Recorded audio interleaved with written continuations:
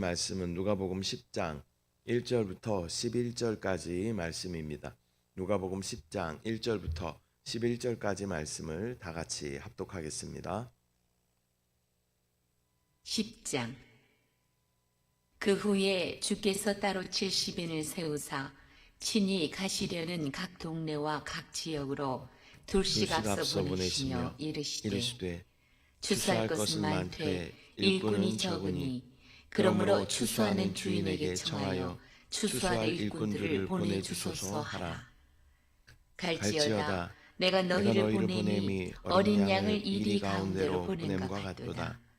전대나 배낭이나 신발을 가지지 말며 길에서 아무에게도 문안하지 말며 어느 집에 들어가든지 먼저 말하되 이 집이 평안할지어다 하라. 만일 평안을 받을 사람이 거기 있으면 너희의 평안이 그에게 머물 것이요 그렇지 않으면 너희에게로 돌아오리라.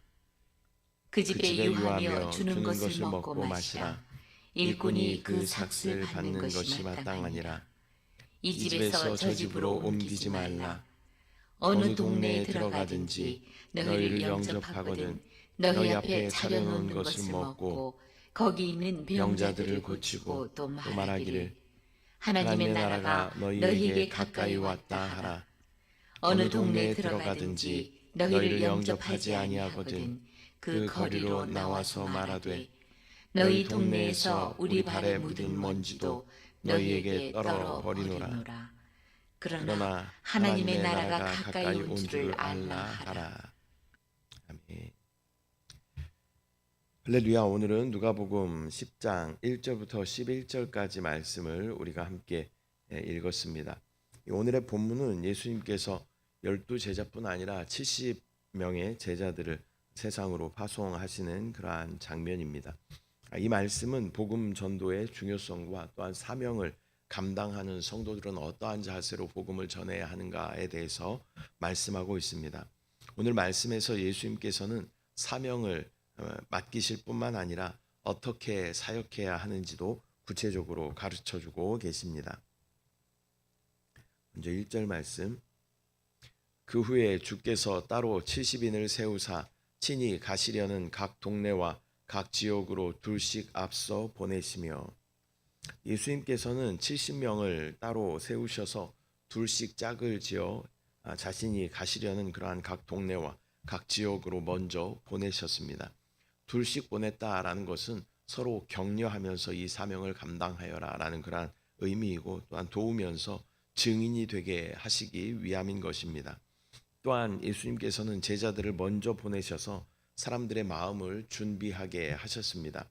오늘날에도 하나님께서는 모든 성도에게 복음을 전하는 사명을 맡기시며 혼자가 아니라 교회 공동체와 함께 그 사명을 감당하도록 하십니다.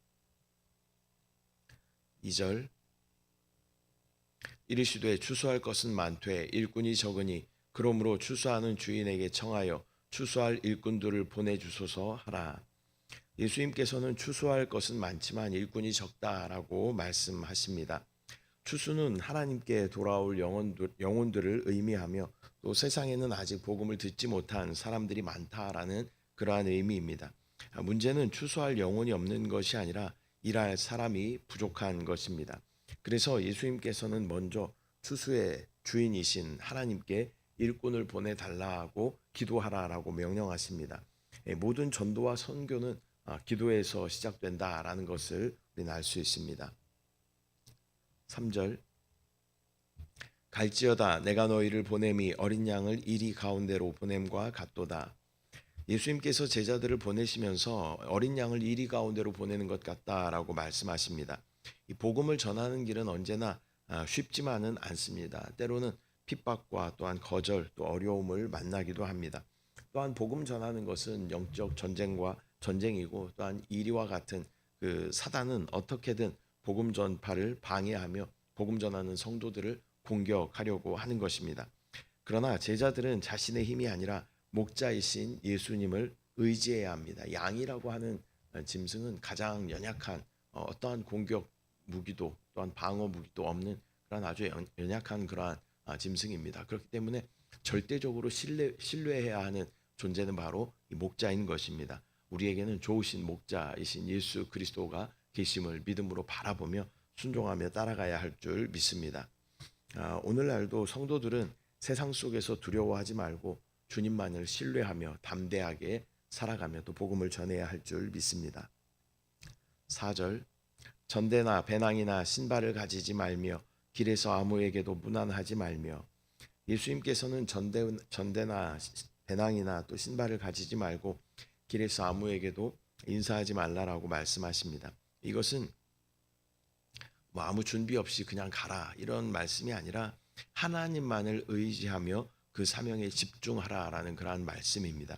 또한 당시에는 길에서 만난 사람들과 인사를 아주 오래 하는 그러한 경우가 많이 있었습니다. 예수님께서는 다른 일보다는 복음을 전하는 사명을 가장 우선에 두라라고 가르치고 계신 것입니다. 5절 어느 집에 들어가든지 먼저 말하되 이 집이 평안할지어다 하라. 어느 집에 들어가든지 먼저 그 집의 평안을 빌라라고 말씀하십니다. 여기서 평안은 단순한 인사가 아니라 하나님께서 주시는 구원과 축복을 의미하는 것입니다. 복음을 전하는 사람은 언제나 평화를 전하는 그러한 축복의 통로가 되어야 할 줄 믿습니다. 성도의 말과 삶은 사람들에게 하나님의 위로와 평안을 전하는 그러한 귀한 통로가 되어야 하는 것입니다. 6절 만일 평안을 받을 사람이 거기 있으면 너희의 평안이 그에게 머물 것이요 그렇지 않으면 너희에게로 돌아오리라. 평안을 받을 만한 사람이 그 집에 있다면 그 평안이 그 집에 머물 것이고 그렇지 않으면 다시 돌아온다라고 말씀하십니다. 이 복음을 받아들이는 사람은 하나님의 은혜를 누리게 되지만 거절하는 사람은 그 은혜를 경험하지 못하게 됩니다. 그러나 복음을 전한 사람은 결코 손해를 보는 것이 없습니다. 하나님께서는 충성된 순종을 귀하게 여기시는 줄 믿습니다. 7절 그 집에 유하며 주는 것을 먹고 마시라. 일꾼이 그 삭슬 받는 것이 마땅하니라. 이 집에서 저 집으로 옮기지 말라. 예수님께서는 한 집에 머물면서 그 집에서 주는 것을 먹고 마시고 또한 이 집 저 집으로 옮겨 다니지 말라라고 말씀하십니다. 이 말씀은 더 좋은 대접을 받기 위해서 옮겨 다니지 말라라는 그러한 말씀입니다. 하나님께서 허락하신 그 환경에 만족하라라는 그러한 의미이기도 합니다. 저와 여러분에게도 동일하게 적용되는 그러한 말씀인 줄 믿습니다. 우리 가운데 허락하신 그 환경 가운데 우리가 감사하며 그것을 자족하며 또 살아가는 것이 일체의 비결인 줄 믿습니다. 또한 일꾼이 자기의 삭슬 받는 것이 마땅하다라고 말씀하시면서 복음을 전하는 사람을 섬기는 것이 하나님께서 기뻐하시는 일임을 가르쳐 주고 계십니다. 8절 어느 동네에 들어가든지 너희를 영접하거든 너희 앞에 차려놓은 것을 먹고. 어느 동네에 들어가서 영접을 받으면 그 앞에 차려준 것을 먹으라라고 말씀하십니다. 음식이 좋고 나쁨을 따지기보다 감사함으로 받으라는 그러한 의미입니다. 하나님의 일꾼은 자신의 편안함보다 복음이 전해지는 것을 더 중요하게 여겨야 합니다. 이 감사하는 마음은 복음을 전하는 사람에게 꼭 필요한 그러한 자세입니다. 9절 거기 있는 병자들을 고치고 또 말하기를 하나님의 나라가 너희에게 가까이 왔다 하라. 병든 사람을 고쳐주고 하나님의 나라가 가까이 왔다 하고 선포하라라고 말씀하십니다. 병을 고치는 일은 하나님의 나라가 임했다는 그러한 표적이 됩니다. 복음은 말뿐만이 아니라 하나님의 사랑과 능력을 함께 나타내는 것입니다. 오늘날에도 교회는 말씀을 전할 뿐만 아니라 병을 고치고 귀신을 쫓아내며 사랑과 섬김을 통해 하나님의 나라를 보여주어야 하는 것입니다. 예수님의 사역의 큰 두 방면이 사람들을 고치시고 또한 말씀을 복음을 전파하신 것이었습니다. 오늘도 교회는 이 예수 그리스도께서 이 땅 가운데 하신 그 사명들을 우리가 바라보며 또 복음을 전할 뿐만 아니라 또 병 고치고 귀신을 쫓아내는 그러한 역사가 우리 교회 가운데 나타나야 할 줄 믿습니다. 10절 어느 동네에 들어가든지 너희를 영접하지 아니하거든 그 거리로 나와서 말하되. 만일 어떤 동네에서 영접하지 않으면 거리로 나가서 그들에게 말하라라고 말씀하십니다. 이 복음을 전하는 사람은 사람들의 반응에 따라서 사명을 포기해서는 안 됩니다. 받아들이든 거절하든 하나님의 말씀은 분명하게 선포되어야 하는 것입니다. 우리의 책임은 그것이 열매를 맺고 안 맺고가 우리의 책임이 아니라 충성스럽게 우리는 때를 얻든지 못 얻든지 복음을 전하는 것입니다. 열매 맺게 하시는 분은 하나님이신 줄 믿습니다. 11절 너희 동네에서 우리 발에 묻은 먼지도 너희에게 떨어버리노라. 그러나 하나님의 나라가 가까이 온 줄을 알라 하라. 그들에게 말하기를 발에 묻은 먼지까지 내가 너희 떨어버린다라고 말하면서 그러나 하나님의 나라가 가까이 왔음을 또한 말해주고 있습니다. 먼지를 떨어버리는 행동은 복음을 거절한 그 책임이 그들에게 돌아간다라는 그러한 의미를 나타내고 있습니다. 그러나 마지막까지 하나님의 나라를 선포하신 것은 하나님께서 끝까지 회개의 기회를 주시는 분이심을 보여주는 것입니다. 성도는 거절을 두려워하지 말고 끝까지 사랑으로 복음을 전해야 할 줄 믿습니다. 스데반의 순교를 봐도 그렇죠. 이 죽음을 마주하면서까지 끝까지 예수 그리스도의 복음을 전하는 스데반 집사의 모습을 우리가 보게 됩니다. 이 복음의 이 전파의 어떤 사명을 맡은 자들의 태도는 이러한 태도가 되어야 하는 줄 믿습니다.